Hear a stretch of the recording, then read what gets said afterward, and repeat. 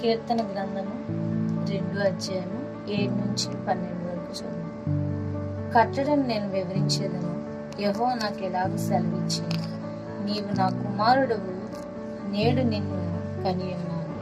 నన్ను అడుగుము, క్షణములను నీకు స్వాస్థ్యముగాను, భూమిని దిగంతముల వరకు సొత్తుగాను ఇచ్చేది.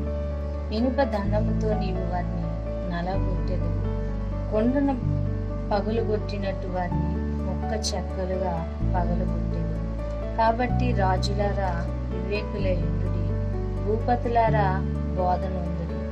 భయభక్తులు కలిగి యెహోవాను సేవించుడి, గడగడా వణుకుచు సంతోషించుడి. ఆయన కోపము త్వరగా రగులుకుంది. కుమారుని ముద్దు పెట్టుకుని లేని ఎడల ఆయన కోపించును. అప్పుడు మీరు త్రోవ తప్పి నశించెదరు. ఆయనను ఆశ్రయించు వారందరూ ధన్యులు.